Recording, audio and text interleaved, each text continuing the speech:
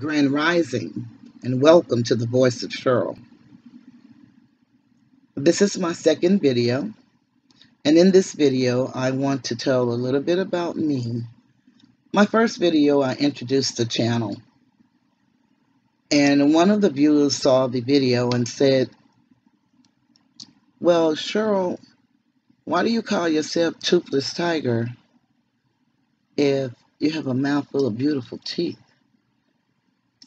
And I shared that I am a toothless tiger. And I chose the tiger because I love that animal. Normally when I speak on family or nature, I'll speak to the lioness because the lioness keeps her cubs around her. They run in a pride. But I love the tiger. I love the tiger for its determination, ambition, and fierceness. And even when wounded, she still fights like a tiger. I love two commercials that used to come on when I was growing up, and they are called the Exxon commercial with "Put a Tiger in Your Tank." And then they had the cereal that was Tony the Tiger, and they were great. So for that reason, I chose the name Toothless Tiger. Because no matter what state I'm in, I'm still going to fight like a tiger. And that's on paper. Because I had 3 fights in my whole life, and I lost all damn 3. So I'm not going to do that in real life. So don't come to me talking about no damn fight. Now, I used to say that I had one good ass whooping left in me for somebody. I used to say that because of the rage and the things that I overcame. But I'm here to tell you today, that ain't happening. The things that I've overcame, I said. I wonder, should I have said overcome? You know, I'm a stickler for the way people speak. But I've been fucking up words so bad lately, I'm wondering if I'm losing my ability to speak.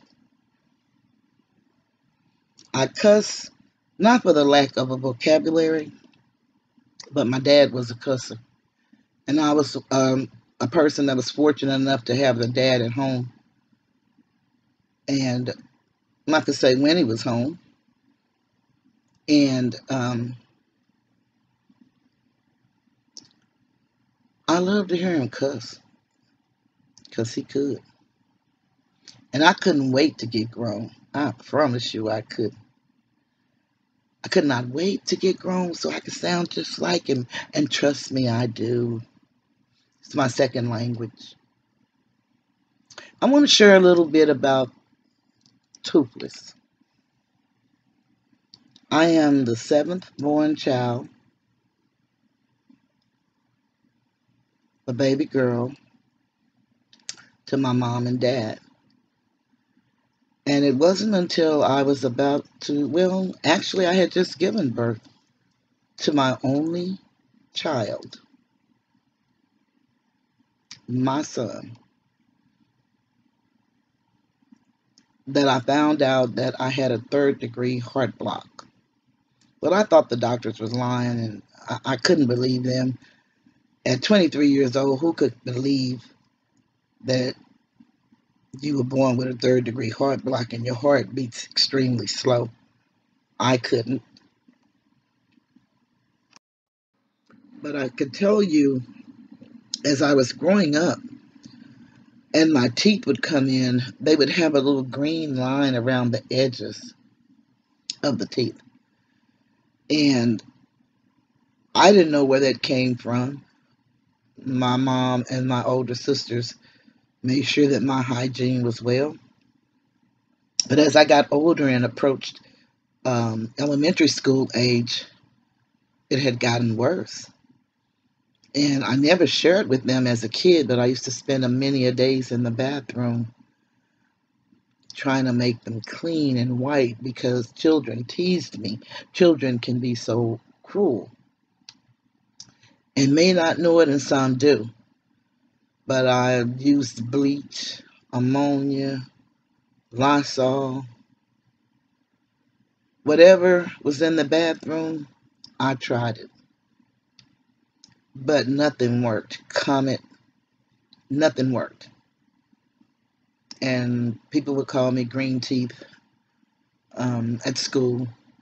Not everybody, but enough to impact my life. And no one knows what a child goes through in the course of a day when they're away from home. There are so many things that can happen to a child's esteem. And we tend to blame that on what's happening in the home, which is a contributing factor. But it's definitely not the only factor. So when I was about in the 7th grade, from the 6th grade going to the 7th grade, they just disappeared. The green all the way disappeared. But what ended up happening is my teeth started decaying. And as my teeth started decaying, back in those days, they didn't believe in trying to preserve our teeth. What they would do is pull them out. And gratefully, they were in the back. So you couldn't really tell that I was losing teeth. But they started decaying in the front. And by the time I was 18, they were so bad till I was able at the age of 19 to get them pulled out. And I had about 10 teeth in the front of my mouth that had to be pulled. And I was able to replace them with permanent teeth. And so for 30 years, I had the most beautiful smile with a gold on the side. And I thought I was just the one. And I guess it was slowly but surely, and I should say surely, slowly but surely, they started falling out 1 to 2 at a time. I would say by 2016, I was down to 2 teeth at the top of my mouth and 7 at the bottom. By 2019, I was down to 1. And I had to make a conscious decision to either walk around looking like Sweet Pea on Popeye or to pull my teeth. So, of course, I decided to pull my teeth. But for some reason, I couldn't let go of those last 7 at the bottoms. At 61, it's just hard to fathom, for me, being toothless. And I wanted to hold on to those little sapsuckers for as long as I could. And then I had to try to figure out why was I trying to hold on to them so I made a conscious decision to go ahead and have them all pulled. And so in 2020, I bought me a beautiful set of teeth. And I want to shout out to my doctor, Dr. Leslie Sibley, who's fantastic. She does a beautiful job. And she's a sister. So that is the story of my toothlessness. What I did not know, though, and I found out when I gave birth to my son, it was a month later, that I had a heart condition. And the condition is called a 3rd-degree heart block. With that condition, it affects your teeth. So I was never, ever going to have good teeth. Of course, I wish we'd have known the knowledge back then. As a kid, I don't know if it have really made a difference. Because, I mean, hell, can you imagine a nigga call you green teeth and you talking about, well, it's because I have a congenital heart block and I was born with this problem. Hell no. I probably would have had more than 3 damn fights. But I had 3 and lost them all. I wanted to talk to the people because of the trauma that we overcome.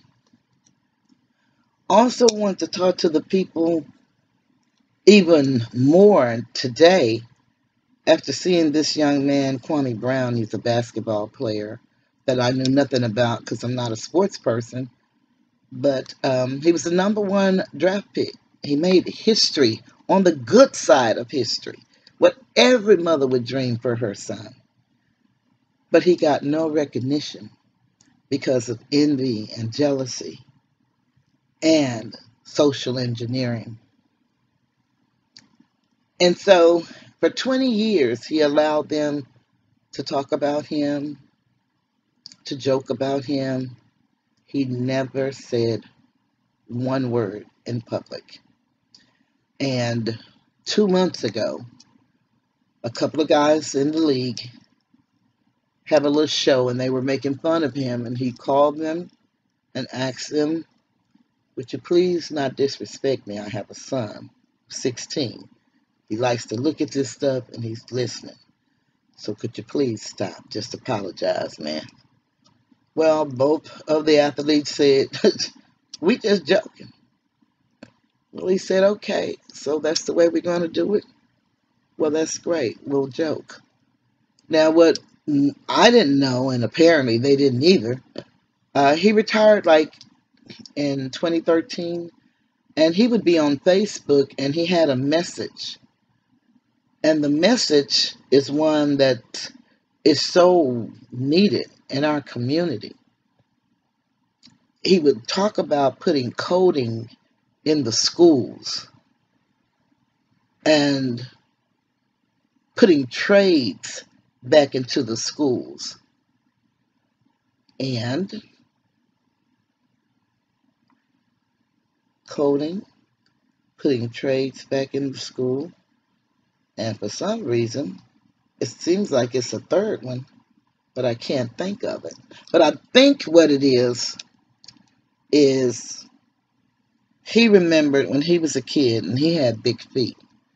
His feet were like a 13, 14, and he was just 13 years old. And he told the story of his family and how his dad was in his home and his mother for 15 years honored her husband and didn't work, raised her children. And he had 5 brothers that went to the penitentiary. But his father left them when Kwame was about 14 years old. And then he committed a crime that was something that he knew nothing about. He went to prison and his mom shared that, but she didn't share the detail of the crime. But he went to work at 14 to help his mom because his brothers went off to prison. And he said they were drug dealers and stuff like that. But one of the problems that he had was when times were hard, that he had to go to the lunch line in the summer, free lunch. And then they were homeless at one time. And then he had a situation where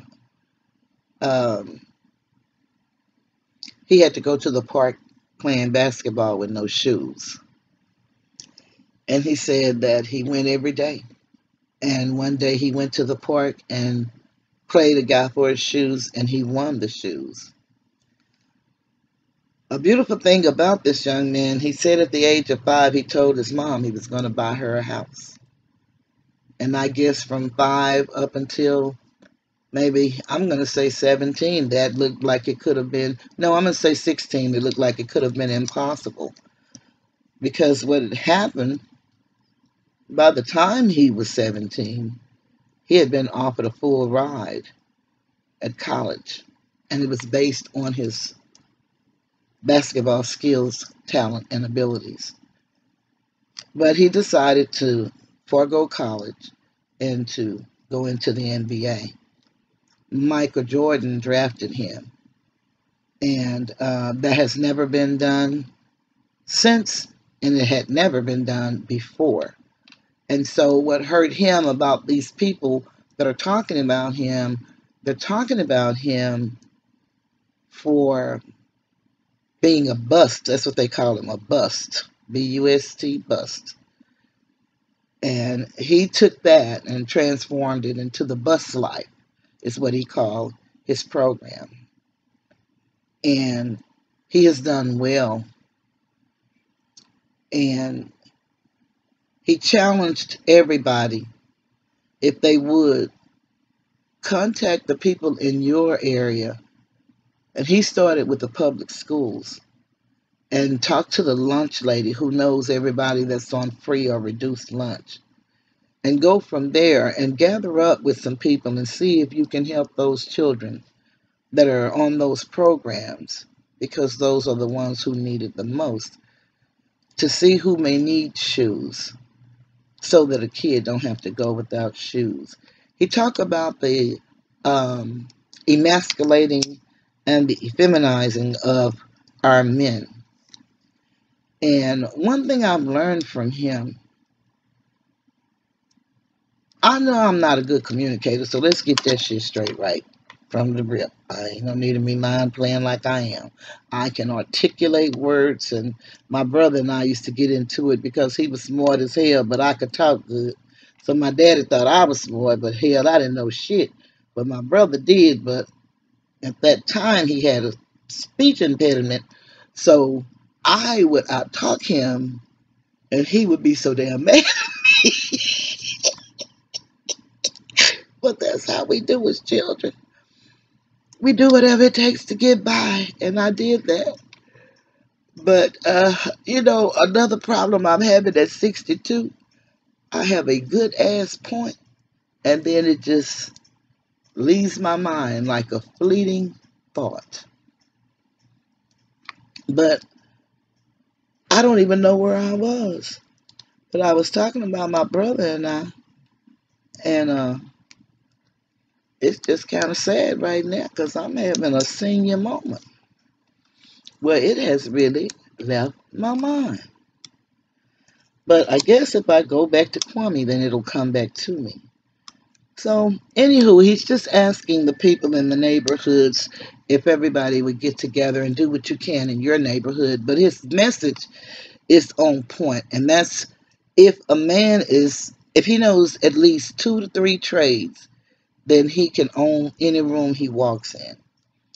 And he said if they could get the trades back in the public schools and the coding so that our children can compete. Because what a lot of people are doing now is they're not talking about his message because he's funny and witty, and all of the people that has come for him, then he kind of jokes about them, and so the people love him, and he's grown exponentially just being on YouTube for about 2 months, and he went from about 3 or 4 thousand, maybe 8 or 9 followers, and now he's at about right at 400,000. And that's because his message is really on point, and he's speaking to our pain and our need. And growing up in the projects, I can totally relate. Moving into the middle of the hood, out of the projects, I can totally relate.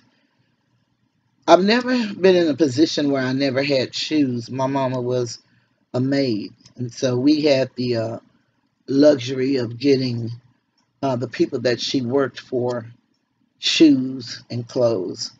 So I never was a person that had to go without shoes or, something decent to wear. But I do understand what he wants to do to help build the esteem of our young black men so our little boys can quit killing each other and make it to a ripe old age. So no one talks about his message. No one. No one talks about boys reading at a 3rd and 4th grade level today in 2021. No one speaks to the idea that he speaks to putting coding into the school so that our kids can compete. No one talks about trades. And when we were in school, they had trades. Um, I went to the first CDC, which is called a Career Development Center in the city, and it's called Skyline. And I was a 1976 graduate. But I was fortunate enough to take up plastics technology and was working in the 12th grade. So when I was in junior high school, they had wood shop for guys, and they had home economics for us. Um, and I'm sure they had a lot of other things. I can't name them all. But I know at Skyline they had auto mechanics, and they had, like carpentry fields and like plumbing and, electricians. And they had cosmetology, culinary arts. They even had aviation. They had computer science, and they had labs and everything. They had business management. They had help. So it was just a plethora of opportunity. And one thing he speaks to is something that me and my family always talk about. We talk about the disparity in our community. And he talked about the corporate rule. And it is really funny that he speaks to the corporate policy, because that's really what this place is ran on, corporate policy. And so they say we have freedom of speech, but you better watch what you say, because you can be, um, censored and not allowed to speak publicly.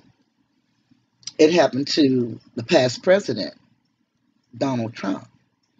And, no matter what you think of him as an individual, the question becomes, do we really want that to happen? Because today it's his rights being taken, but tomorrow it'll certainly be mine. So, it's kind of, I don't know, we kind of are in a dilemma. And we're at a place in this life where we're going to have to shit or get off the pot. We're the senior citizens now, so we're not going to be here forever. And when I look at the plight of our children, what are we leaving them? Who are they? I looked at a show last night, and it was pretty interesting, and the guy was saying that our children are doing great, and they really wish that we would quit saying how bad the children doing. And I like to meet those children. My sister worked in a school. She was attacked by a child. I mean, teachers are literally crying, for the disrespect that the children display. And I know it's not all, because there's, all or nothing. But I also know that Houston, we have a problem. And we have a serious problem. And so I talk about, and I will be talking about, and if you look at this page and you like it, and if it's something that you'd like for me to talk about, please go in the comment section and let me know. Because, again, I have experience in a lot of things in this world. I don't have experience with drugs and alcohol, although I do drink occasionally. But I have experience of loving an addict more than once. So I have experience of the codependent that thinks that she can save everyone. I have that type of experience. I learned from Kwame, and this is one of the greatest things I've learned from him, the art of communication. Like I said earlier, I love to say that I, am great communicator. I am a great orator, but I am not a damn great communicator. I'm not. If people say things that I think are just stupid or absurd, I'm not going to listen to them. I'm not going to do it. I can't. If I disagree with you, I'll tend to elevate my voice. I do. And so I liken that to when I was a kid because of the 3 fights and losing all 3 of them. Hell, I said I got to do something in case I run into somebody else I got to fight. So what I decided was to put that bass type sound in my voice like my dad would. And it worked. But what I didn't realize is I took that same behavior up to adulthood. And although nobody slapped me upside the head or we gonna fight, but nobody wants to get yelled and hollered at, screamed at, and boy, I'm good at that shit. Only when we disagree. Now I'm loud shit. Every now and then, ain't no telling. But I mean, it's really serious. And I'm not angry, but I'm passionate as hell. And so I get extremely loud. But I looked at that man and he sit there and he listens. No matter what you say to him or what you say about him, he listened very attentively. He said the school that he went to, they taught him about a conversation and communicating, and to have a dialogue, you must ask questions. And you ask the who, the what, the when, the why. And he never really say the where. But I'm going to add the where. And I'm going to even add sometimes the how. And then he will sit there, listen to what you have to say, and then he'll speak. And everyone, well, the majority of the people I saw that spoke with him, they all would interrupt him when he speak. But I haven't seen him just overtly interrupt people. He said he learned to respond and not react. And now that's something that I would love to master. And I know a lot of people like that, so Kwame wasn't the first person that I seen do no shit like that. Everybody I know pretty much like that, but me. But I just really like the way he communicates. I really do. So I have some things that I want to, just share. I've had many of people ask me, sure, what you ought to be doing YouTube. I mean, you just have too much to say and you help too many people. And I say to myself, yeah, right. Oh no, you get on YouTube, you're gonna do great. You really are. And I'm like, okay, here we go with this shit. So I say, I am that I am. So if I don't do nothing but sit up and look at my own damn YouTube, I'm excited to be here. I hope that I can say something, though, that will help somebody along the way or trigger a thought, and maybe I can talk about it. I've overcome a lot of things. Incest recovery, codependency. I was very big codependent. Inside outside relationships. And that inside outside relationships is a woman who loves a man that's incarcerated. I had ex-husband that was incarcerated that I supported. And I guess, but when he came home the first time, he stayed with me 16 days for the 16 years that I had given him. I would imagine, because it was only 16 days. And then we broke up and we even divorced. And he went back, and when he came back, we tried it again, but it didn't last. And then I even actually met a person through writing. I had a program that I set up when my ex-husband was in prison, and this is my second ex-husband. I set it up, and what I chose to do was come up with an organization because he was having problems with the COs right when it was time for him to come home. And so I wanted them to think that it was more than me. And I don't know if I'm saying thank or think, because I really hate like hell when I hear damn people talking about thank. So I'm going to say it again. I think is what I was trying to say. But I wanted them to think that it was someone other than me that cared for him. And I would write inmates and just let them know. I didn't write them randomly. What I did was I wrote a couple of guys that I knew was there and let them know the organization that I had. And I started it while my ex-husband was in prison. And so he told guys and everything. And what I would do is just teach them how to work the grievance system.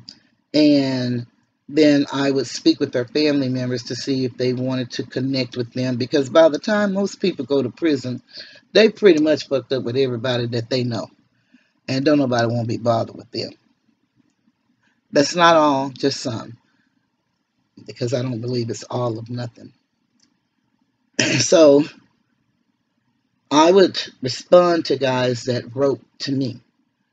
And it was one particular guy who wrote to me, and he wrote a very beautiful letter. And I was impressed. And he wasn't asking for anything. He was just thanking me for what I was doing. And so we started writing back and forth, and we ended up like in a 7-year inside-outside relationship. So I've been through that. I've been through so many things, and I am happy to be on this side of it. Thank God it was nothing ever criminal or, anything like that. It's basically emotional living, trying to survive.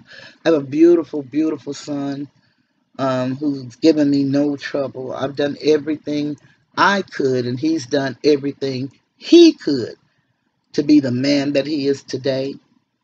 So I'm very proud of that and who he is and how he loves his mother. And that's one of the things that Kwame had out is the little saying he has, mama's cooking. And he's spreading a little mama's cooking everywhere. And then mama's cooking, he's talking about the love and the standards that his mom set before he and his family. And some listened and some didn't. Because he had the brothers himself and a sister. And so mama's cooking, it goes for all mothers.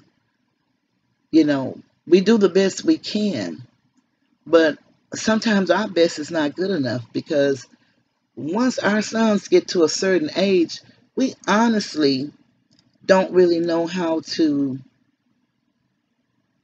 we know how to communicate with them, but we don't know what they could be going through that they're not willing to share.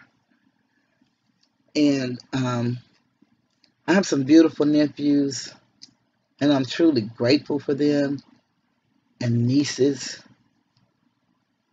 But I tell you, it is so painful what the youth are doing today, and seeing, people that you know and you love, and you can't tell them anything, because I have some of those too.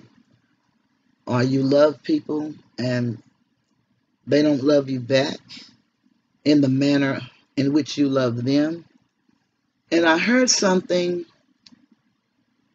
that was life-changing for me. And what was said is that, people really don't make mistakes. They make choices. And what they normally do is with those choices, They choose what they think is going to give them the outcome in which they're seeking. Unfortunately for them, the outcome that they're seeking is not what they get. And then they come to you and say, oh, I'm sorry, I made a mistake. No, you made a choice. And so you have to suffer the consequence of your choice. So I think that I'm going to get ready to close it out with that. I think that's a good place to stop. So I'm going to be doing more videos more often. But with that third degree heart block, I'm now living in what they call heart failure.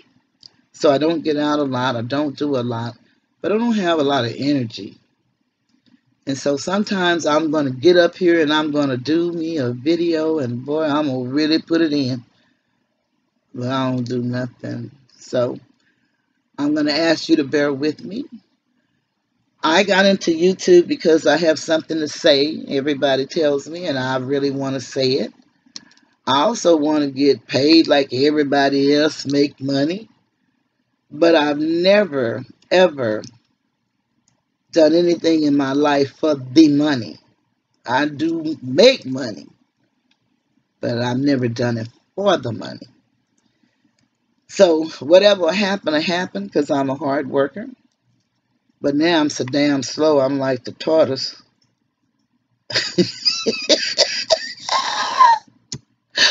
Woo, Lord, I can laugh at me for days, I tell you. I just love my life sometimes. And I certainly love myself some me. But I hope that I can say something or do something that would encourage anyone to do something. I have a Facebook page. I don't really post on Facebook page. I post one or two pictures or so, but I do have one. And I'm going to put in this description box an email if anyone needs to ask me a question personally, then you can feel free to do so. I will be doing some lives from time to time, but I hope to get more subscribers. Right now I'm at 13, and for me that's a plus because I started out with, when I started this go around, because I've had my channel for a while, I just never done anything with it. But I started with about 3 people, and now I'm 13. So yay! I'm excited about it. Sometimes I'll put my teeth in, and sometimes I won't. So I'm just gonna do it however I feel because I am who I am. I hope you enjoyed this time together. I hope that I can continue and that I can truly help someone along the way. And with that, I'm going to say have a grand evening and go out and make it a productive day. If you can, get out and get some of that good vitamin D, something I'm probably not going to do. I barely leave my room, but every day I'm going to tell myself I'm going to get up and go outside. Not. I would also like to encourage you to be true to yourself. Be true to yourself. People put expectations on you that they won't keep for themselves, but they would demand the world of you. Your time, your money, your thoughts, your service. Do whatever you want to do, as long as you're not hurting yourself or someone else. I really suggest to you to learn to cater to and love you. We spend so much of our lives trying to make the people in our lives happy. And we think we're doing a hell of a job. We're giving all we have. I'm the kind that if I don't have it, I'll go to somebody else, shit, and borrow it just so I can give it because they need it. But what I found in all of that is giving to people because you love to help. You may not be helping those people. You may be hindering or hurting those people. And I don't know if I really have even mastered the emotion that I feel when I have to say no. Because I can say no. Much of the time I choose not to, and I don't know what in me will not allow me to say no. And then I have to go back to that little saying I just said earlier. Yeah, I do. It's a choice that I made. So I have to suffer the consequences of that choice when it doesn't go the way I thought it should go. Yeah, it all comes back. We got to stop making excuses. We're living in some bad times right now, and we really need one another. And that's one of the things that we're really going to have to start loving and respecting ourselves. A lot of us don't really understand why we are the way we are. We're going to have to start digging deep to find out. I really had planned to have a couple of words for you guys, and I'm going to give them to you and ask you if you will jot them down and look them up. I went on a journey about 7 years ago to discover who were we before we were slaves, and my life changed for the better. So I'd like for you to just jot down the word minority, minority, the word color,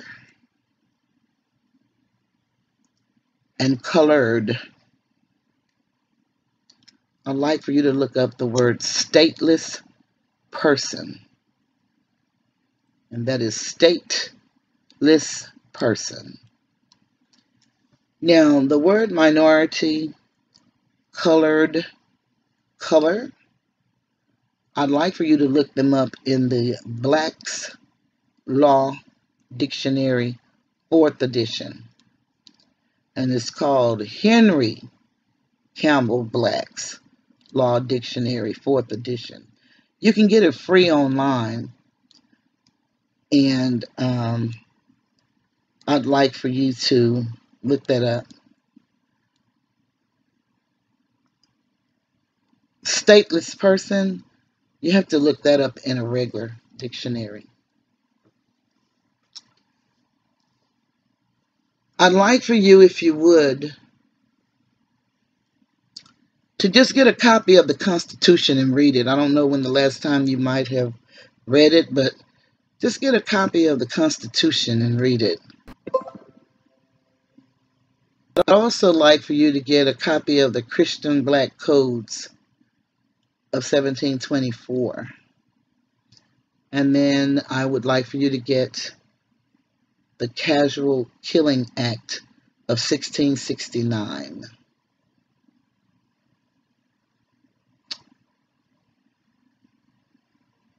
The Organic Act of Congress of 1781. And that's enough. Whenever you feel like it, whenever you have time, just start reading those things. Because I'd like to be able to talk about it if you return to my channel. Nothing big, and we don't even have to discuss it. But those are the things that I started looking up when I wanted to know who we were before we were slaves. And it changed my life. And my son introduced me to a new way of thinking when I sent him off to college. And when I say I sent him off to college, actually I took him to the college, but he did all the footwork himself. I didn't have money. All I could do is support him with what we had. We robbed Peter to pay Paul. but we made it. But he did all of his paperwork. He did the good grades. He's a stellar young man, and he got a job the first day he visited the campus. So all I'm asking is, let's start doing something different, because they're gentrifying our neighborhoods. They're they have a plan for us, and if we didn't learn anything from Tuskegee, I can't tell you anything today. But what I will say is, again, have a beautiful, grand, and productive day. I am the voice of Cheryl, the Toothless Tiger, and goodbye.